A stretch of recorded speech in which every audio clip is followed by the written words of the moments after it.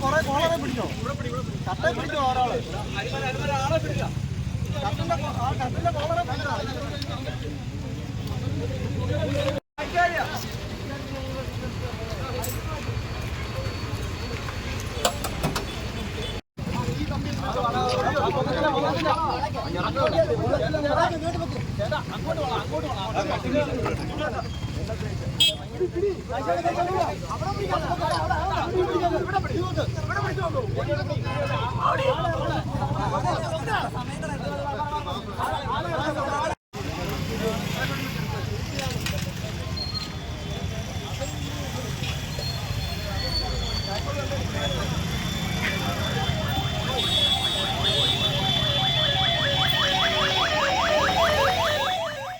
മലയോര ഹൈവേയിൽ അഞ്ചൽ പുനലൂർ പാതയിൽ ചുടുകട്ട ഭാഗത്ത് കഴിഞ്ഞ ദിവസം ഓട്ടോറിക്ഷയും പിക്കപ്പും കൂട്ടിയിടിച്ചുണ്ടായ അപകടത്തിൽ പരിക്കേറ്റ് ചികിത്സയിലായിരുന്ന യുവാവ് മരിച്ചു.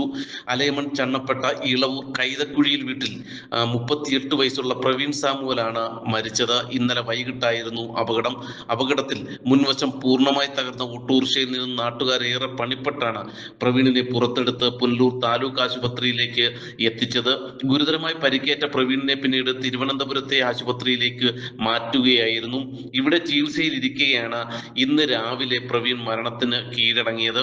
അഞ്ചലിലെ സ്വകാര്യ ആശുപത്രിയിൽ ചികിത്സയിലായിരുന്ന രോഗിയെ ഡിസ്ചാർജ് ചെയ്ത് പുനലൂർ ഭാഗത്തെ അവരുടെ വീട്ടിലേക്ക് കൊണ്ടുപോകവെയായിരുന്നു അപകടമുണ്ടായത്. പുനലൂർ പോലീസ് മേൽ നടപടികൾ പൂർത്തീകരിക്കുന്ന മുറയ്ക്ക് പോസ്റ്റ്മോർട്ടം നടപടികൾ പൂർത്തിയാക്കി മൃതദേഹം ബന്ധുക്കൾക്ക് വിട്ടു നൽകും. ചിഞ്ചുവാണ് മരിച്ച പ്രവീണിന്റെ ഭാര്യ. 2 ആഴ്ച മുമ്പാണ് പ്രവീണിന്റെ മാതാവ് മരിച്ചത്.